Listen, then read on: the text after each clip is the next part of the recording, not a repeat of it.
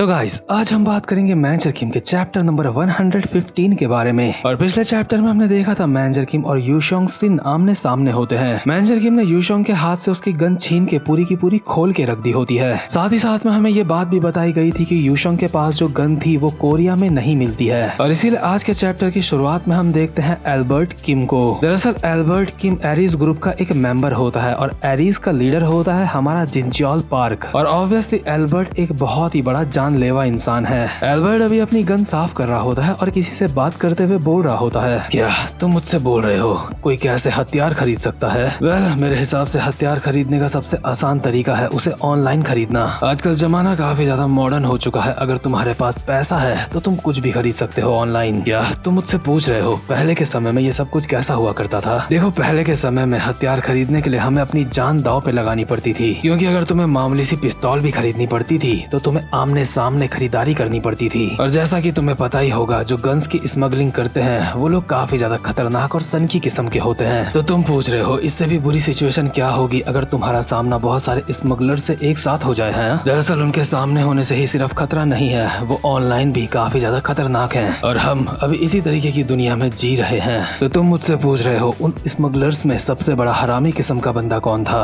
Well, एक बंदा था उस वक्त कोरिया में, और मैंने सुना है आजकल वो बंदा कुछ क्रिप्टो करेंसी का काम करता है। इसका मतलब एल्बर्ट किम अभी बात यूशोंग सिन की ही कर रहा होता है। और अगर एल्बर्ट किम यूशोंग सिन को खतरनाक बोल रहा है तो यूशोंग सिन के अंदर कुछ तो बात होगी, क्योंकि एल्बर्ट किम कोई ऐसा वैसा बंदा नहीं है। एक बार एल्बर्ट किम ने टॉम ली का भी नकली हाथ तोड़ दिया था। वहीं हम दूसरे सीन में देखते हैं जैसे ही मैनेजर किम यूशोंग की गन को डिसमेंटल करते हैं तो यूशोंग बहुत ही चिल मोड में कहता है, अंकल क्या तुम स्पेशल ओप्स से हो या फिर किसी और चीज से? ठीक है, अगर ऐसी बात है तो मुझे लगता है मुझे भी सीरियस हो जाना चाहिए। और यूशोंग ने जो चाकू उसके पैर में छुपा रखा होता है उसको निकाल के वो तैयार होता है मैनेजर किम को मारने के लिए। इसके बाद यूशोंग लगातार मैनेजर किम के ऊपर चाकू से बार बार काफी सारे हमले करता है, लेकिन मैनेजर किम उन सारे के सारे हमलों को डॉज कर रहे होते हैं। और यूशोंग बार बार अटैक करते हुए बोल रहा होता है, मैं तुम जैसे लोगों को अच्छी तरह से जानता हूँ, तुम जैसे लोगों के साथ मेरा सामना काफी बार हो रखा है, लेकिन तुझे पता है तुम जैसे लोग सिर्फ बातें ही बड़ी बड़ी करते हो, तुम्हारे बस का कुछ नहीं होता।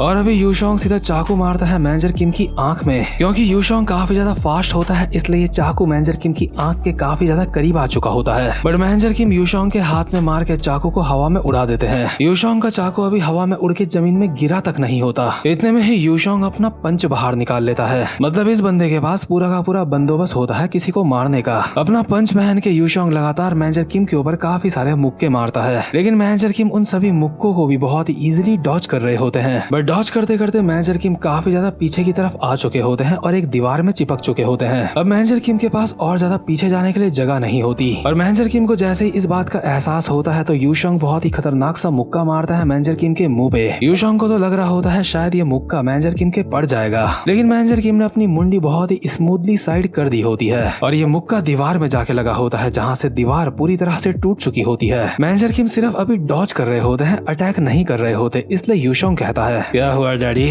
तुझे पासवर्ड नहीं चाहिए क्या? अगर तुझे पासवर्ड चाहिए तो डॉज करने से काम नहीं चलेगा, तुझे मुझे मारना पड़ेगा। लेकिन तुझे पता है मैं कौन हूँ? बट इतने में ही मैनेजर किम कुछ ही सेकंड्स के अंदर काफी सारे हमले कर देते हैं यूशोंग की ठुड्डी में और उसके शरीर में। जेट कुंडो स्टाइल में यूशोंग के एक ही झटके में इतने सारे रैपट पड़े होते हैं जिससे यूशोंग की नाक और मुंह से खून निकलने लगता है। मैनेजर किम अभी लगातार यूशोंग के ऊपर अटैक करे जा रहे होते हैं, लेकिन अचानक से उन्हें कुछ एहसास होता है। और वहीं दूसरे सीन में हम देखते हैं जो एल्बर्ट किम होता है वो अब भी किसी से बात कर रहा होता है और कहता है, क्या तुम मुझसे पूछ रहे हो कि वो बंदा इतना ज्यादा खतरनाक क्यों है? हाँ, दरअसल मुझे लगता है वो बंदा बहुत बड़ा जंगली है, साथ ही साथ में वो जंगली इतना बड़ा सनकी है कि उससे तुम कभी भी उलझना नहीं चाहोगे। साथ ही साथ में मैंने सुना है उस बंदे का एक टीचर भी है जो कि काफी ज्यादा खतरनाक है और अंडरवर्ल्ड में उसका बहुत बड़ा नाम है। क्या तुम मुझसे पूछ रहे हो कि उसका टीचर कौन है? हाँ, ये बात मुझे अभी ठीक से नहीं पता, क्योंकि अंडरवर्ल्ड के ऐसे काफी सारे राज हैं जिनके बारे में मैं भी नहीं जानता। लेकिन जिस सनकी की मैं बात कर रहा हूँ उसके बारे में एक बात तो पूरी तरह से पक्की है, और वो ये क्योंकि वो बहुत सारे गलत काम करता है, इसका मतलब ये नहीं है कि उसे सिर्फ हथियार इस्तेमाल करने की आदत है और हथियारों के बिना वो कुछ नहीं कर सकता। इनफैक्ट उसका सबसे बड़ा जानलेवा हथियार उसका शरीर ही है। उसने अपनी जूडो टेक्निक को बहुत ही एक्सट्रीम लेवल तक पहुंचाया है, जिससे वो काफी ज्यादा खतरनाक बन जाता है। और प्रेजेंट मोमेंट में हम देखते हैं जैसे ही मैनेजर किम को कुछ एहसास हुआ होता है, मैनेजर किम डॉज करते हुए पीछे की तरफ चले जाते हैं, लेकिन यूशोंग ने तो कुछ किया भी नहीं होता, उसके बावजूद भी मैनेजर किम ने डॉज किया होता है। और यूशोंग अपने मुंह से खून को थूकता है और अपने शर्ट का एक बटन लगाते हुए कहता है, बुड्ढे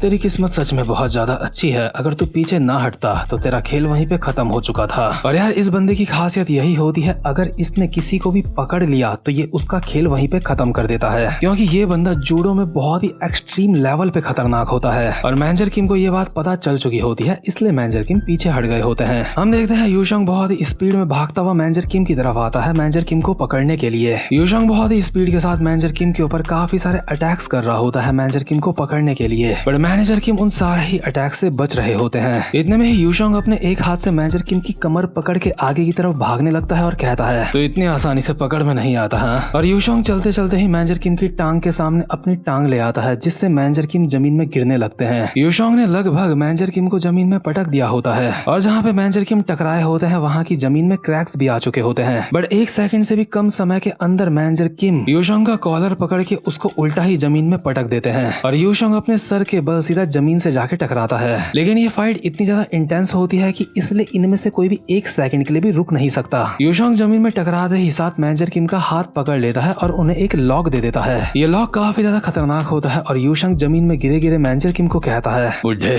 अब तो मेरे हाथ में लग गया, तेरा खेल खत्म, इस बार मैं तुझे छोड़ने नहीं वाला, मैं तेरे टुकड़े कर दूंगा, तेरी हड्डियां तोड़ दूंगा मैं। लेकिन मैनेजर किम अपने एक हाथ से ही यूशोंग की पूरी बॉडी हवा में उठा लेते हैं और कहते हैं, सॉरी बच्चे, लगता है तेरे साथ थोड़ा सा सीरियस होना पड़ेगा। और लगातार अपने एक हाथ से यूशोंग को जमीन में पटक के मार रहे होते हैं, यानी कि यूशोंग का लॉक उस पर उल्टा पड़ गया होता है। और मैनेजर किम यूशोंग को बिल्कुल ऐसे धो रहे होते हैं जैसे धोबी कपड़ों को धोता है। और इसीलिए यूशोंग के पास भी और कोई चारा नहीं बचता, क्योंकि यूशोंग को इतनी बुरी तरह से पटका जा रहा होता है। इसलिए यूशोंग मैनेजर किम का हाथ छोड़ देता है और पीछे की तरफ स्लाइड करता हुआ जाता है और हाँफते हुए मैनेजर किम को कहता है, तू हरामजादे, मैं तुझे छोड़ूंगा नहीं। लेकिन इतने में यूशोंग अपनी आंखों के सामने देखता है जो उसने लॉकेट पहना था मैनेजर किम ने वो निकाल लिया होता है। और अभी मैनेजर किम अपने हाथ में उस लॉकेट को पकड़ के देख रहे होते हैं। ये देख के यूशोंग भी काफी ज्यादा हैरान हो जाता है और कहता है, क्या आखिर तूने वो लॉकेट कब निकाला? मैनेजर किम लॉकेट को देख के कहते हैं, ये लॉकेट काफी ज्यादा खास लग रहा है। यूशोंग कहता है, बुड्ढे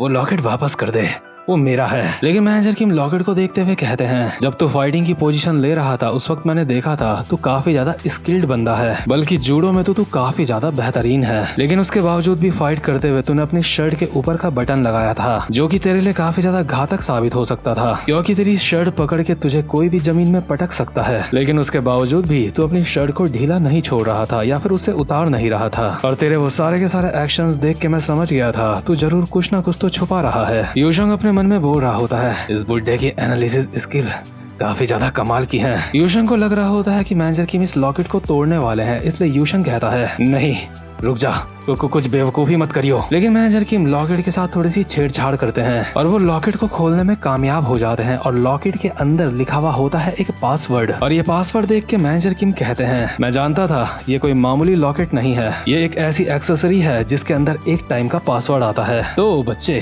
तो यही चीज छुपा रहा था, लेकिन अब मुझे पता चल चुका है कि ये सारा का सारा सिस्टम कैसे काम करता है। इस चीज के अंदर जो पासवर्ड लिखा हुआ होता है वो सिर्फ एक बार ही काम करता है। एक बार पासवर्ड इस्तेमाल होने के बाद वो पासवर्ड चेंज हो जाता है। और मुझे लगता है इसी तरह के लॉकेट्स तेरी कंपनी के जो बाकी के सीईओ हैं उनके पास भी होगा, और जब मुझे उन लोगों के भी पासवर्ड मिल जाएंगे तो मैं अपना काम कर सकता हूँ। यूशोंग एक गहरी सी सांस लेता है और बहुत ही ज्यादा स्पीड में मैनेजर किम के ऊपर एक अटैक करता है। लेकिन मैनेजर किम अपने दोनों हाथों से यूशोंग के हमले को ब्लॉक कर लेते हैं और पीछे की तरफ स्लाइड करते हुए जाते हैं। और यूशोंग मैनेजर किम को बोल रहा होता है, बुड्ढे मैं तुझे आखिरी चेतावनी दे रहा हूँ, वो लॉकेट चुपचाप से मेरे हवाले कर दे, इससे पहले मैं तुझे अपनी असली ताकत दिखाऊं। और ये कहते हुए यूशोंग अपनी शर्ट निकाल रहा होता है। और यूशोंग की बात सुन के मैनेजर किम कहते हैं, क्या असली ताकत? ये काफी ज्यादा दिलचस्प लग रहा है। ठीक है, अगर ऐसी बात है तो मैं तेरी असली ताकत देखना चाहता हूँ। अगर तू यही करना चाहता है तो यही सही। वहीं दूसरी तरफ हम देखते हैं क्लब के बाहर का सीन, जहाँ पे वो छपरी घूम रहा होता है जो मैनेजर किम के साथ था। छपरी अभी एक जगह पे खड़ा होता है और खुद से बोल रहा होता है, सच में मुझे ऐसे काम से काफी ज्यादा नफरत है। आखिर मैं यहाँ पे किसका इंतजार कर रहा हूँ? क्या मुझे क्लब के अंदर चले जाना चाहिए या फिर मुझे यहाँ से भाग जाना चाहिए? क्या मुझे क्लब के अंदर जाना चाहिए या फिर नहीं? अगर मैं यहाँ पे रुका या फिर उन बाउंसर्स ने मुझे देख लिया तो वो मेरा मार मार के दोबारा से हलवा बना देंगे। अरे यार, लगता है जब मेरे पास मौका था तब मुझे यहाँ से भाग जाना चाहिए था। मुझे उस बंदे की मदद करनी ही नहीं चाहिए थी, मुझे उसका कहना नहीं मानना चाहिए था। लेकिन मुझे लगता है अभी मैं यहाँ से भाग सकता हूँ, लेकिन क्या होगा अगर मैं पकड़ा गया। लेकिन इतने में ही यहाँ पे इस छपरी के पीछे से कोई आता है और कहता है, ओए तू ही वो है जो मेरा यहाँ पे इंतजार कर रहा है। छपरी अपने मन में कहता है कि क्या यही वो बंदा है जिसको उन्होंने बुलाया था यहाँ पे। दरअसल इस बंदे को मैनेजर किम ने ही यहाँ पे बुलाया होता है और ये बंदा छपरी को कहता है, ओए छपरी, मुझे रास्ता बता, यहाँ से मुझे कहाँ जाना है। यानी कि इस वक्त मैनेजर किम ने अपना काम आसान करने के लिए यहाँ पे एक और बंदे को बुला लिया होता है। और अगर मैनेजर किम किसी को बुला रहे हैं तो वो कोई मामूली बंदा नहीं होगा। मैनेजर किम की जान पहचान का कोई मामूली से मामूली बंदा भी इतना ज्यादा ताकतवर होता है कि वो अकेले ही 2-3 गैंग्स को हैंडल कर सके, यानी कि 2-3 गैंग्स को लीड कर सके। मैं उनको मारने की बात नहीं कर रहा हूँ, लेकिन कई सारे बंदे ऐसे भी हैं जिनके सामने कितनी भी गैंग्स आ जाएं उन्हें फर्क नहीं पड़ता। तो खैर, ये वाला चैप्टर यहीं पे खत्म होता है। उम्मीद करता हूँ कि आपको आज की वीडियो भी अच्छी लगी हो, और अगर आपको वीडियो अच्छी लगी है तो बेल आइकन को प्रेस कर देना ताकि आपको हर वीडियो के आने का नोटिफिकेशन मिल जाए। तो गाइस, अब मैं मिलता हूँ आपसे अपनी नेक्स्ट वीडियो में, तब तक के लिए गुड बाय।